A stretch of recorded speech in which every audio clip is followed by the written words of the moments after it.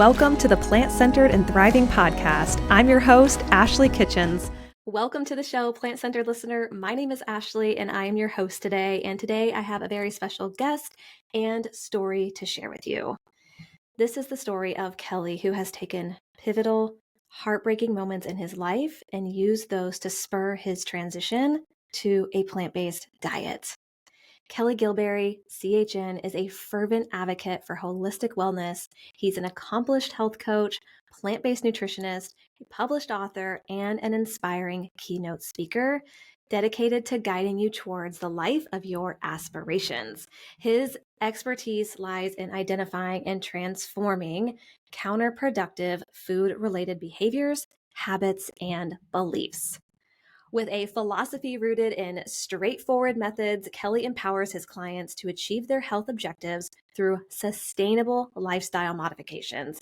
His debut book, Plants Saved My Life, serves as a comprehensive guide to understanding how lifestyle medicine can be a catalyst for reclaiming your well-being. Kelley's zeal for crafting impactful resources is particularly geared towards those grappling with obesity and chronic health issues. Kelley goes into detail about how he reversed several of his chronic diseases and lost weight as he transitioned to a plant-based diet. Drawing on an impressive 18-year tenure in training and development, Kelley harnesses the instructional strategies honed during his time as an instructor at the U.S. Naval Academy to passionately convey the principles of health and natural healing to his audience. Y'all, this conversation was heartfelt, it was empowering, and he shares so much information that I know will help your journey. Please join me in welcoming to the show, Kelley. Kelley, welcome to the show. I'm so excited to share your story and really just dive into all of these things that sort of have led you to where you are today. 100%. Thanks for having me. Let's do it. I'm excited about it. Sweet. Well, before we get into like the nitty-gritty details, I'm curious if you could kind of just share a little bit about your personal health transformation, and then we'll really dive deep into what went on. Well, yeah, a little bit about me is a few years ago, I was actually in the worst shape of my life. I was pre-diabetic, I had heart disease, and I was obese. And keep in mind, this is all at the very same doctor's visit. But the reason I get that diagnosis is, well, right before that, my mother had just passed away. She passed away maybe 3 months prior to that, 2 or 3 months prior to that, from heart disease, heart attack, which is the leading cause of death throughout the United States. And not even the United States, but just across the world. So when I'm flying back home and I'm just like, man, what the hell just happened? You know, she was literally here one day and gone the next day. And then I'm flying back on the plane. I'm like, I have no idea what just happened. My mom was here and now she's gone, taken by a heart attack. And then I go to the doctor and they're like, hey man, you got all these chronic conditions and I'm in the worst shape of my life. So I decided that I was going to make a change. But before I made that change, my mother came to me in a dream and told me that I had this ability to be able to help other people heal themselves through chronic conditions, I had no idea what that dream means. Keep in mind, when she comes to me in the dream, I'm obese, I'm a pre-diabetic, and I got heart disease. Like, what do I know about healing anybody? Absolutely zero, right? So, but then that dream made sense a few months later when my uncle came to live with us. And when he came to live with us, they gave him 2 months to live because of his cancer. His cancer came back. So he beat cancer before, it went into remission, and then it came back. And when it comes back, when cancer comes back, it always comes back with a vengeance. So I was his caretaker during COVID. So I saw him go from a strong person to a very weak person, and then he ultimately passed away. So I was his caretaker until the last 5 days of his life. So I saw both sides of death. I saw how death will take you out quickly, like that, from a heart attack. Then I saw how death will take you out slowly from cancer. So then I go to the doctor, and they're like, you got all these conditions. And then when he passed away, that dream for my mother made sense. It meant that, I needed to go on a mission to first transform my own health. And then once I transform my own health, and then next is to transform, just like my mother said, is to transform the health of everybody on this planet. That's my mission. I'm not going to stop doing that until the day that I die. Like that is what I'm most passionate about. Helping people, let them know that they don't have to pass away 20, 30, 40 years later from a preventable disease. Yep, absolutely. Well, I'm here for it. That's for sure. So I'm so glad to kind of just dive into this more because those sound like some really pivotal moments in your life that led you to start making this change. So you're at the doctor's office, they're telling you that you have all of these diagnoses. Well, then what happens after that? And obviously your mom comes to you in a dream and it's like, well, then how do you get to where you are today? They didn't actually, it was from an epiphany actually. So when the doctors are like, "Hey, man, here's all this," he had the nurse call me. Actually, I wasn't actually doctor's office when he told me this. It was on a phone call, right? So when Oh, I get back, lovely.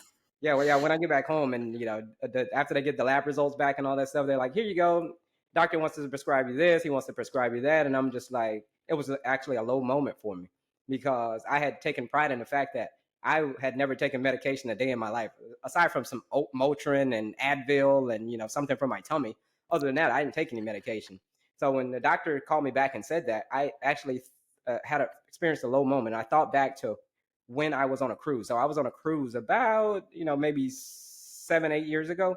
And then on that cruise, there was a tour guide. And on that tour guide, someone on the bus asked the tour guide, "Hey, where do you get your medication from here?" He said, "We don't get our medication from the grocery store. We don't get our medication when we need our medication. We go straight out here to the land. We go to the land. We grab a tree, a plant, bush, and we mix them together. Everything that we use to heal ourselves is from the land. So we just go out to the land and go get that, and and then we just let nature take our course. And when I'm faced with this, hey, take these medications, I remember what that tour guide told me. He said, take the medicine from the earth and mix them together, make some type of concoction, and then you just let nature take its course. So that's what I decided to do. I decided that, yeah, you can just prescribe me the medication, but I'm saying to myself, I'm not going to take it. So I didn't take it. So I went on a crazy mission to again to transform my own health. For my mother told me, the more research I did, the more it kept pointing back to it's the food. Like it's the food, it's the food. So I'm putting in things into Google like, why do people die? Because I wanted to know why my mother passed away. I wanted to know where heart disease came from. I wanted to know where cancer came from. I wanted to know where every stinking disease came from because I was going to go to war with it. And once I made that decision, I decided, oh, okay, yeah, it's all about the plant because Mother Nature is perfect in her design. There's a reason that there's over 250,000 edible plants on this planet. And that reason is called variety. And that's where you get the medication from. So the food is the medicine and the medicine is the food. So that's the philosophy that I use to transform my own health. Oof. Oh my goodness, I got chills just listening to that because you're so right. And that mentality, like that tour guide mentioned, is so different than the mentality here in the States. I mean, we don't often look at food as a form of medicine or think that we have all these different plants that we could use to heal, cure, prevent certain diseases. 100%. That's where all the medication comes from anyway. All the medication you see in the stores, and it's derived from a plant. So why not? So why cut out the middleman? Just cut out all that modern Oh, stuff and just go back to the roots. The food is the medicine, and the medicine is the food. yep, yep. Okay, so you have this epiphany, and I'm curious, like, how did you start this journey? Because I know a lot of people listening today, they maybe are struggling with certain health ailments, or they've started their plant-based journey, but kind of getting over that hurdle once you get all this information can be challenging. So how did you go from what I'm guessing is eating sort of like the standard American diet to a plant-based one? How Yep. did those first few steps sort of start for you? Reasons. I had enough reasons. So I had all the reasons in the world. So if I have enough reasons, the how is easy. Right? People are like, oh man, I don't know how to do that. Or I don't know how to do that. If you got enough strong enough reasons the why you'll do it, you'll figure it out. So what I did is I just started saying, okay, I'm cutting out all animal products. I'm not doing any animal products. I'm cutting out all the processed food. So then what was the next step? I started off doing juicing. Like, okay, let me get familiar with juicing. What's juicing all about? So I did that for a few days. And then once I got used to juicing, then I started getting into variety of like fruit bowls. Let me try, okay, what's this different type of fruit bowl? Then I started doing, so I would hear someone talking, like my sister would say something about a tabbouleh bowl. Like her husband went vegan one time before, and he was just like, he started eating a bunch of tabbouleh bowls. I'm like, well, what are tabbouleh bowls? So I looked those up. And then I started figuring out about Buddha bowls. Like, what's Buddha bowls? Buddha bowls are just a whole bunch of deliciousness just tossed in together in one big old pot. And that's how you eat it. Because the reason where Buddha bowls came about is because back in the day, Buddha used to go through all the towns, and the people didn't have anything to give him. So they were like, okay, Buddha, he just had this big basket. So they just fill his basket up with a whole bunch of different foods, right? That was their gift to him for coming and doing what he does. So he would just have this big bowl of deliciousness, and he called it a Buddha bowl. But the thing about a Buddha bowl is you got to make a delicious sauce. So you can put Yes. non-starchy vegetables, starchy vegetables, whole grains. You can put beans. You can put leafy greens. You can put anything that you want in there, and you just top it off with a delicious sauce. Then I would make a recipe. So I would make a recipe, and then 1 week, and like, okay, I learned that recipe, and then I would make it again, and then I would kind of put my own spin on it. So that is kind of how I started. Yep. So your reasons, your why was strong enough where the how was pretty easy. I mean, there was no turning back, it sounded like. I mean, you were on this journey, you were committed. And I'm curious too, what did you start noticing the more you got into these weeks of trying these recipes, eating plant-based? What did you notice just in how you felt physically? I can tell you the first month was all about the digestion. I can tell you that. Yeah, the first month was digestion. The first month was okay. Like I was in corporate America. I just recently left corporate America, but when I was in corporate America, I'm a corporate trainer. So when I'm being a corporate trainer, I'm teaching a class, and this is in 2021. So I'm teaching a class, and I'm like, "Hey, students, it's time for a break." They're like, "Well, we just had a break." I'm like, yeah, I know it's time for a break, but I got to go. But when you got to go, you got to go because you're Yes. changing up your microbes, right? You're changing up. You're going from eating hot dogs and hamburgers and double cheeseburgers and gummy worms and all that stuff with no fiber to a diet that's filled with fiber. And when that happens, your gut's gonna notice. It's Mhm. gonna take It's, notice, right? yep. So there are times that I had no control over. So I'm just like, man, if I don't go right now, then it's gonna be a bad situation right here. So that's kind of what the first thing that I noticed was my digestion. Then after about a month, I'll say 3 weeks. After about 3 weeks, I started to get a hold of my digestion a little bit. And it's like, okay, I'm able to control. I mean, it's still going to be this time to go, but I can control it a lot better than what I did before. So that's kind of the first thing I noticed. But in the first 5 months, I lost about 45 pounds. I was obese. So I lost about 45 pounds within the first 5 months. I went from an extra large to a medium shirt within the first 5 months. Ultimately, I'm in a small. But after about, the first 5 months, I'm like, man, that's probably another 20 to 25 pounds that I could lose. So by the end of the year, I had 11 months. So by the end of the year, I lost about 65 pounds. So I reversed all my chronic conditions. I reversed heart disease. I reversed prediabetes, and I was back to my high school weight. Once you get to be 40, like that's it, bro. Like give it up, man. You're destined to have a dad bod. You're destined to have, all these chronic health conditions. You're probably gonna die pretty soon. That's what they say when you turn 40. Well, I'm here to tell you that that is so far from the truth. Health is not determined by your age. Oof, oof, I love that. And you're right. I mean, I hear people all the time say, oh, it's all downhill after 40, and it doesn't have to be. I mean, that might be the norm for our society, but it does not have to be the norm. 100%. So I'm curious, did you end up going back to the doctor? I did go back to the doctor. The reason I went back to this different doctor is because this doctor specialized in things like diabetes and diagnosing things of that nature. So I went back to him, and he was just like, "Whoa, bro, that is." I told him he showed my numbers before, and he was just like, "Whoa, this is kind of unheard of. This is not normal everyday stuff. That No. you dropped your cholesterol 100 points. I mean, you went from being a pre-diabetic, having heart disease, being obese, to now having a 3% chance of having a heart attack in the next 10 years." So his mind was blown. It wasn't an original doctor, but even this doctor mind was blown. And then I go back to him again the following year. My cholesterol went down even more. And I go back to him again, and then all of my numbers are great. That's amazing. What a testament to a plant-based diet. I mean, really, and all the work that you were doing, in the past year with everything that was going on. I'm curious too, Kelley, in those, 11, 12 months as you were transitioning and as you're kind of going through this in the beginning stages, what were some of like the challenges that you faced? The challenges I face were being out in society. Being out in society is when, keep in mind, like I said, I was a trainer, corporate trainer. So I'm traveling all over here. I'm going from this state, that state. I'm going to Canada. I'm doing everywhere to teach these classes. And then when I'm teaching these classes, I mean, it's not like vegan or plant-based options are everywhere.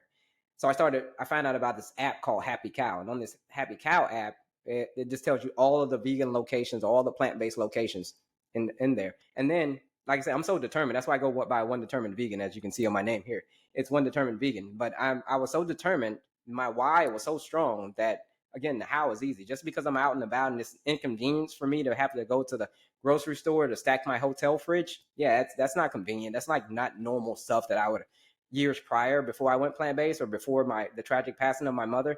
I would have just been like, bro, I'm not going to the grocery store to go stack my fridge at the hotel. I'm just gonna go get whatever McDonald's, Burger King, like whatever's on the menu. I'm getting Mountain Dews or whatever, gummy worms, whatever I'm getting. Now it has to be it's deliberate. Like you deliberately have to plan. If you do not plan, you will fail living this way or eating this way because not everything is catered towards plant based. I feel like that's good advice for someone who's also just starting out with their plant-based journey is being deliberate and planning ahead because if you're not, like you said, it's hard to be successful if you're not thinking ahead, especially when you're traveling or you're on the road. Yes, I live by the ant philosophy. That's what I Ooh. Do you know about the ant philosophy? No, tell me. Come to find out, ants are the most successful life forms on this planet. The reason number one is they never quit. They never quit. That's where I get the name One Determined Vegan from.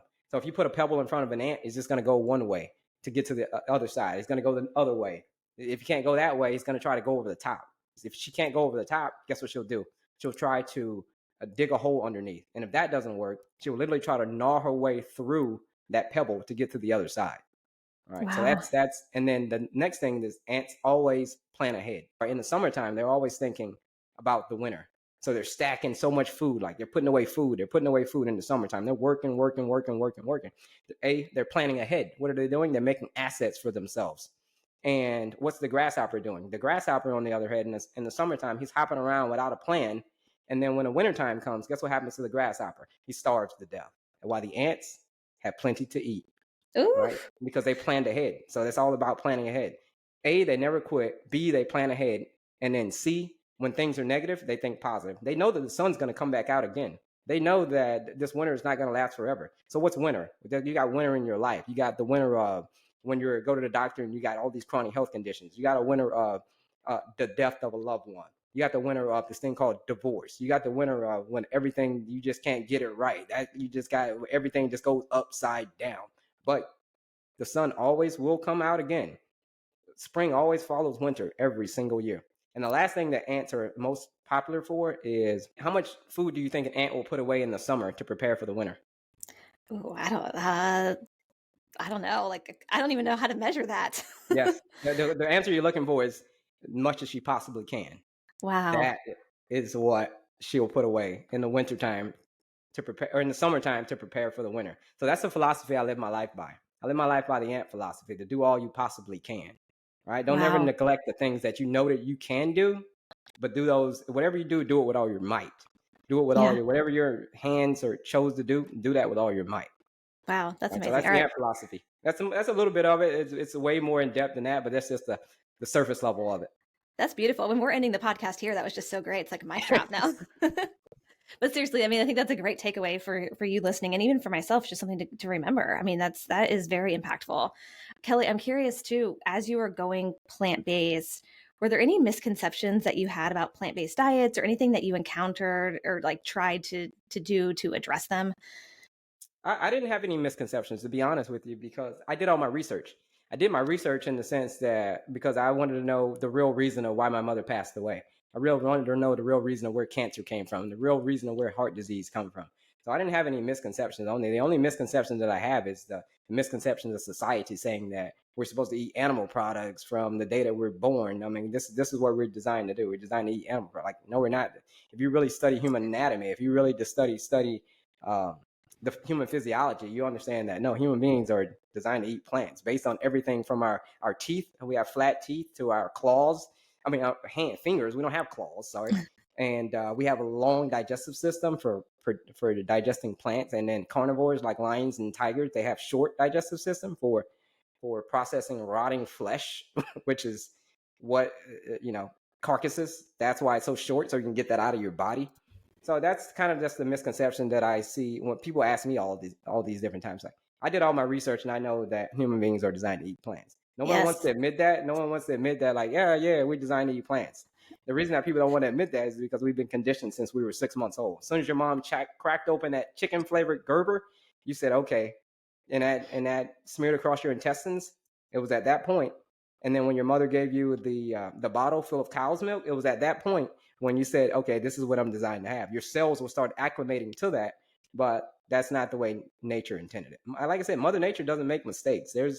Mother Nature is perfect in her design. There's no way that a human being or another mammal is supposed to drink the secretions from another mammal, right? Simply because of the protein content, how fast that animal grows. I tell people all the time, like, if you want protein, if protein is what you're really after, forget about the cow's milk. I want you to go straight to rat's milk. Right. The reason you want to go straight to rat's milk is because of how much protein is within that rat's milk. Because a rat, it only takes 6 months for a rat to become a full adult. It takes a cow about 2 years to become a full adult. So what does protein do? It makes things grow, right? It takes human beings 18 years to become a full adult. So that's why we don't have huge amounts of protein encased within our food. That's just kind of some of the misconceptions that I break down to people. Like, these are the laws of nature. You can't defy the laws of nature. You can try, but you're going to lose. Yep, absolutely. With your health transformation too, Kelley, were there any other impacts, or what were some of the impacts of your health transformation on other aspects of your life? Everything. As far as, so it's all about the 6 pillars of lifestyle medicine. 6 pillars. So I have an acronym called PACE. So what's PACE? PACE is, the P stands for peaceful mind, right? Peaceful mind. So what is it that you do to relieve your stress? What is it? What's your wuxia moment? Is it meditation? Is it prayer? Like, what do you have to calm yourself down to be at peace every day? And then the A is for active body, your activity levels, right? What are your activity levels? Are you moving around? Are you a couch potato? And then the C is for clean eating, right? What's clean eating? I used to tell people in the beginning to eat all plants. Now I got a lot of pushback with that. Now I just tell people to eat mostly plants. 90% eat mostly plants. Eat real food, not too much, mostly plants. And then the last, and the E stands for energizing rest. So that's PACE. So it's peaceful mind, active body, clean eating, and then energizing rest. PACE. So all of those go into play when it comes to when I started clean eating. Then I started noticing, like, oh, okay, I'm noticing that I'm sleeping better, or I'm noticing that, my energy levels are better, or I'm noticing that I don't have any brain fog as much anymore. I can think clearer now, or I don't have crazy negative thoughts like I had before. Like, all of that stuff's being cleaned out. So it's all about your lifestyle. So I teach people it's lifestyle medicine. So it's lifestyle first, medication second. I love that. Oh my gosh, I love that so much. I think that's fantastic, and it's something good to remember.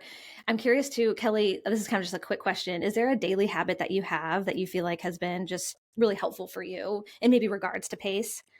Yeah, my morning meditation. So my morning meditation is twice a day. So I have a morning routine and a night routine. So the morning routine actually starts the night before. So the night before, I start my day with positivity and I end my day with positivity. So I'm putting on something motivational at nighttime, or I'm putting on something more meditative at nighttime, maybe the last 15 to 20 to 30 minutes, whatever you want to manifest. You manifest your affirmations. So when you go to sleep, you have that on your subconscious. You're dreaming about that. You're thinking about that. You're thinking about, like, whether it's more money, or whether it's losing weight, or whether it's just being a stoic, right? Or being a philosopher. I love philosophy. And then when you wake up in the morning, you pile on top of that. You do it again. And it's morning, evening, morning, evening, morning, evening. So it's a day routine, morning routine, and a night routine. So that's part of my pace. That's part of my peaceful mind. Like before, like, you have tragedies in your life. Like, I'd have so many tragedies in my life. Like, I didn't know how to handle it. Now, when tragedies happen in my life, I'm able to cope with it better because I've calloused my mind, in the sense that I understand that I'm more in touch with my feelings. I'm more in touch with who I am. So that's what meditation is. Meditation stands for becoming familiar with. I'm more familiar with myself. I'm more familiar with my emotions. I'm more familiar on how I would react to things.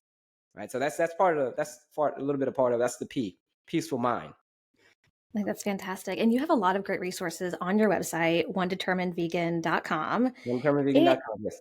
and you wrote a book. I would love for you to just kind of tell us just a little bit about Plant Saved My Life, and where people can grab it if they'd like to. That's exactly it. Plant Saved My Life. Plant Saved My Life is, thank you for asking that. Plant Saved My Life is literally about the story that I just told you, the whole story I just told you about plants saving my life. So I use my story to educate you. Keep in mind, like I said, I told you I was a trainer. So I was a trainer in corporate America, and I was a trainer at the United States Naval Academy. So I've taken everything that I've learned, and the style and techniques, everything that I learned when it came to totally transforming my health within that 11 months or within that year, and everything that I implemented, even things that I've implemented afterwards. So it's basically a guide to go from A to Z on, if you want to transform your health. Not even if you want to transform your health, just if you want to live a healthy lifestyle, this is the book for you. And again, I don't talk about being 100% plants, even though I'm 100% plants. In the book, I give people like the 90-10 method, like 90% of your stuff, okay, fruits, vegetables, nuts, seeds, whole grains, and legumes. And then the other 10%, you can do kind of whatever you want. So that's your wiggle room time. If you're at a party, if you're at a graduation, or if you're out with friends and family, you're like, I can't eat. Don't feel bad about that. I can't eat, my plants. Okay, don't feel bad about that. Use that as your emergency 10% time. I feel like it's more approachable that way too. And I also feel like this is why I love having people like you on the show, because stories are what help incite change. You could throw 100 research papers at someone as to why they should go plant-based, but oftentimes when they hear a story like yours, Kelley, or even read your book, that is more empowering than reading 100 research papers. And so I think books like these can be really powerful, especially if you have a loved one in your life who you're, trying to encourage to go plant-based. Maybe you yourself are trying to go plant-based. This can be a great way to just kind of help just kickstart or empower you to do that. 100%. It's Yeah. very, very practical. And yeah, and if your listeners want a free resource, they can have the ultimate guide to mastering wellness. So the ultimate guide to mastering wellness is at medicinefreemethod.com. Ooh, That's yes. medicinefreemethod.com. So that's why that's what I'm all about. So that epiphany, when that tour guide told me that the medication is from the land and then the land is the medication. So that's why I'm super passionate about this. So that's why I created the medicinefreemethod.com. And you can go in there and get your free resource. It's called the Ultimate Guide for Mastering Wellness. That framework is specifically and more so about eating real food, not too much, mostly plants. That's wonderful. And we'll include those links in the show notes. That way for you listening, you can access them really easily. Kelley, is there any other way people can connect with you or learn more about you online? 100%. You can just type my name into Google. You can type in One Determined Vegan, or you can type in my name, Kelley Gilberry, Kelley Gilberry, and you'll see me. I'm all over. I'm all over Google. And as far as just with the same message, just the same message is getting people.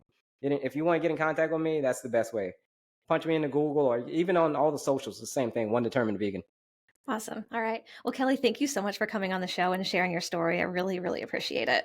Thanks for having me. This is super fun. Yay, good. All right. Well, thank you for tuning in today, and we'll catch you on the next episode. Until next time, keep thriving.